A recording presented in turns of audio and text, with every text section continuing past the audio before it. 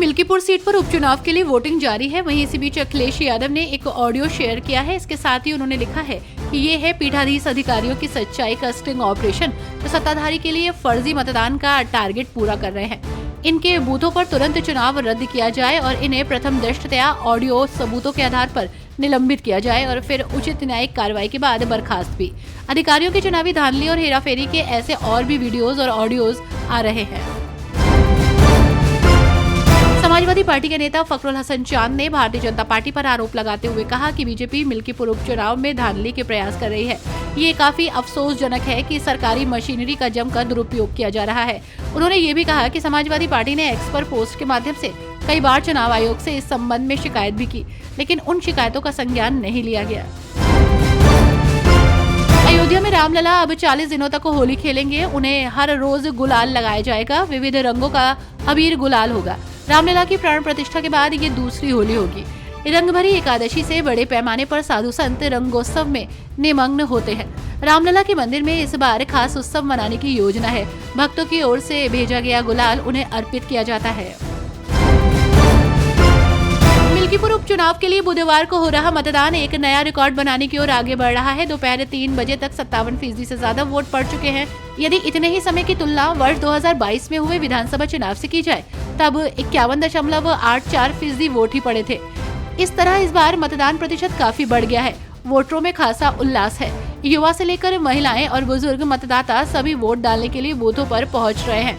सुबह 7 बजे से शुरू हुई ये प्रक्रिया 5 बजे तक जारी रहेगी।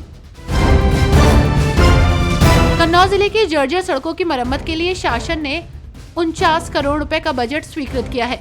इस बजट से 126 सड़कों की मरम्मत की जाएगी। जिन आबादी वाले स्थानों पर वर्षा में जलभराव होता है, वहां करीब 160 किलोमीटर में सीसी निर्माण होगा। इसके अलावा गोगरापुर से गंगा घाट तक जाने वाले 10 किलोमीटर मार्ग का 19 करोड़ से चौड़ीकरण कराया जाएगा। मिल्कीपुर उपचुनाव को लेकर नेताओं की लगातार प्रतिक्रिया आ रही है। वहीं इसी बीच मिल्कीपुर उपचुनाव 2025 पर उत्तर प्रदेश के मंत्री ओपी राजभर ने कहा कि मिल्कीपुर उपचुनाव एनडीए उम्मीदवार के पक्ष में है। विपक्ष हताश और निराश है। अगर रोने से उन्हें वोट मिल सकते तो समाजवादी पार्टी के सदस्यों को लखनऊ और दिल्ली से रोना शुरू करना चाहिए। मिल्कीपुर उपचुनाव को लेकर उत्तर प्रदेश विधानसभा के नेता प्रतिपक्ष और समाजवादी पार्टी के नेता माता प्रसाद पांडे का कहना है कि भाजपा सरकार जानती है कि वो चुनाव हार चुकी है। चुनाव को अपने पक्ष में करने के लिए वो लोगों को वोट नहीं डालने दे रही, उन्हें धमका रही है और कुछ पोलिंग बूथों से हमारे पोलिंग एजेंटों को भगा रही है। ये सब लोकतंत्र के खिलाफ है।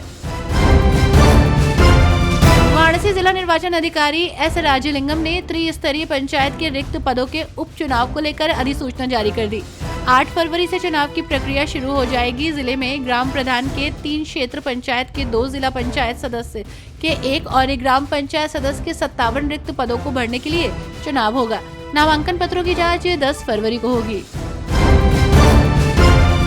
मेरठ डीएम डॉक्टर वीके सिंह ने पीएम सूर्य घर मुफ्त बिजली योजना की समीक्षा की। अब तक 27,600 पंजीकरण हो चुके हैं, जबकि 1,740 घरों में 6,665 किलोवाट सोलर रूफटॉप लग चुके हैं।